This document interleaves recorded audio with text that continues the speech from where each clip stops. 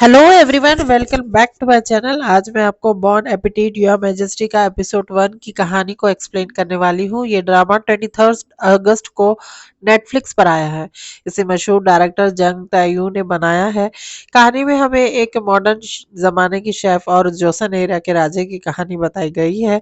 Episode की शुरुआत में जियंग को बताया जाता है, जो एक मशहूर शेफ है।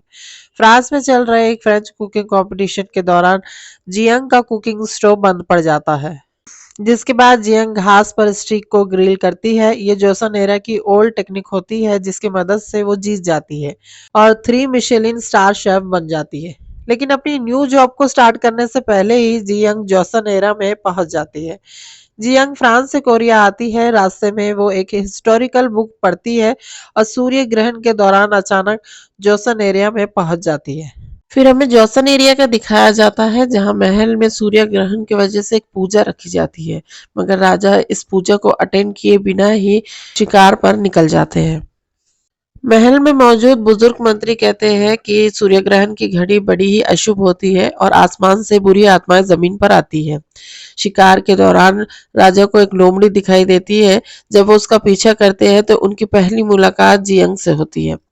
जियंग अजीब तरीके के कपड़े पहने हुए होती है, मोबाइल फोन एक्टर जैसे शब्द बोलती है और राजा को ये सब कुछ बिल्कुल भी समझ में नहीं आता है। राजा को लगता है कि ये एक इविल स्पिरिट है जो सूर्य ग्रहण के दौरान आसमान से धरती पर उतरी है। इधर जियंग को लगता है कि ये कोई एक्टर है और यहाँ पर के ड्रामा या मूवी की शूटिंग चल रही है। राजा को उसकी बातें बड़ी ही अजीब लगती है, खासतौर पे जब वो अपने बचाव के लिए इलेक्ट्रिक शॉक स्टिक का इस्तेमाल करती है। फिर तभी हम देखते हैं कि राजा के ऊपर एक आदमी तीर चला देता है। दोनों एक चट्टान से गिर जाते हैं, लेकिन दोनों भी बच जाते हैं। जियंग राजा की चोट का इलाज करती है। उसके पास एक वैसलीन टाइप का क्रीम होता है, जिससे वो उनकी चोट पर लगाती है और ब्लीडिंग रुक जाती है। लेकिन राजा फिर भी उसे इविल स्पिरिट ही समझ रहे थे। फिर हमें दिखाया जाता है कि महल में मौजूद राजकुमार जैसन राजा के खिलाफ पॉलिटिक्स रचता है। पहाड़ों में राजा जियंग को समझाते हैं कि वो इस राज्य के बहुत बड़े राजा हैं। इधर जियंग भी कहती है कि वो भी एक पॉपुलर शेफ है। दोनों की बातें बिल्कुल भी मैच नहीं होती है। ऐसे में हमें बड़े ही मजेदार और फनी इंटरेस्टिंग सीन दिखाई देते हैं। फिर दोनों आगे बढ़ते हैं तो जियंग को एक घर दिखाई देता है। जहां वो पहुंचती है तो उसे कुछ कपड़े मिलते हैं, जिसे वो पहन लेती है।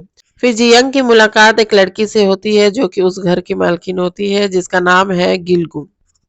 दोनों साथ मिलकर खाना बनाती है। जियंग अपने साथ लाए बटर और गोचूजंग का इस्तेमाल करती है। खाना इतना टेस्टी होता है कि जब जियंग राजा को खिलाती है तो राजा की आंख में से आंसू आ जाते हैं और उन्हें अपनी माँ की याद आ जाती है।